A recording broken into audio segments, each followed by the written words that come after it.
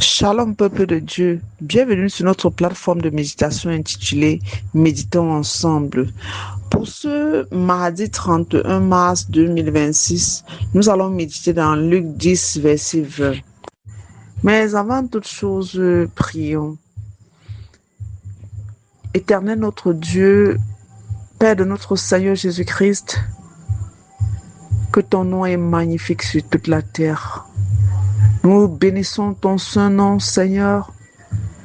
Merci, ô Éternel, pour le souffle de vie renouvelé encore en nous ce matin. Merci, Seigneur mon Dieu, pour la grâce que tu nous donnes, Seigneur, d'être dans ta présence. Car le roi David pouvait dire: une heure dans ta présence vaut mieux que 1000 ailleurs.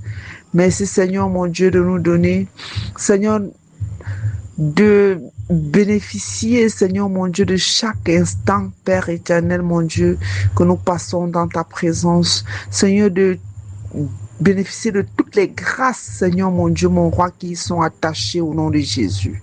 En ce moment, Père, où nous sommes dans tes écritures, viens, Seigneur mon Dieu, dispose nos cœurs, dispose notre esprit, Seigneur mon Dieu, mon roi, à ressasser, Seigneur mon Dieu, mon roi, chaque parole, Père, que tu relâcheras, Seigneur mon Dieu, ce matin, dans nos cœurs, afin, Seigneur mon Dieu, mon roi, de pouvoir affronter, Seigneur mon Dieu, les épreuves de la vie, les difficultés de la vie.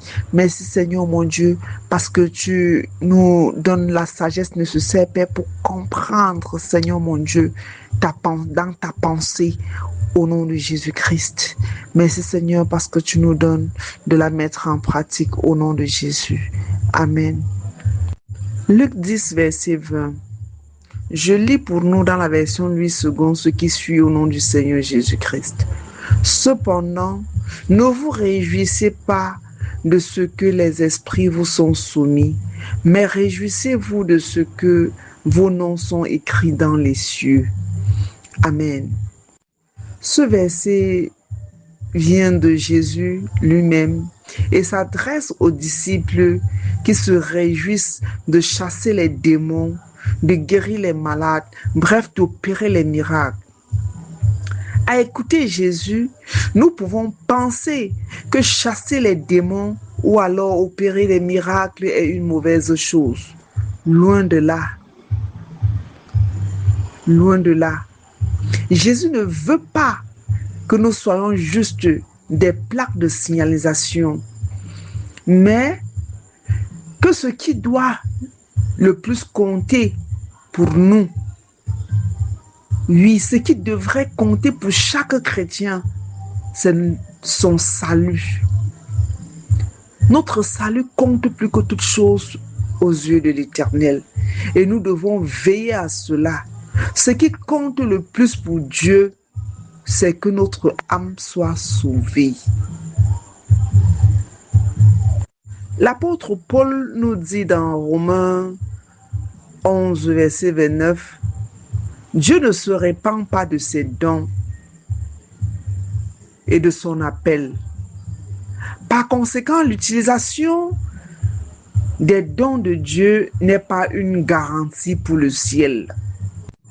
Et de même, dans 1 Corinthiens 9, verset 27, il nous dit: mais je traite durement mon corps et je le tiens assujetti de peur d'être moi-même rejeté après avoir prêché aux autres. Alors, accomplir la volonté de Dieu, c'est une chose. Le faire en veillant sur son âme, sur soi-même, en est une autre. En conclusion, bien-aimés, nous dirons que le plus important, c'est notre intimité avec Dieu qui nous amène au salut.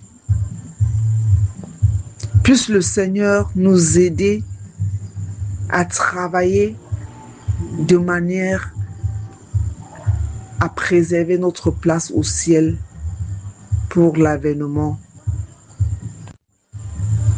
Que dis-je? Pour le jour de son avènement. Amen. Alors, mon frère, ma soeur, si ce numéro t'a marqué, N'hésite pas de t'abonner, de liker, de partager. Et nous nous disons rendez-vous à demain pour une nouvelle méditation. Shalom.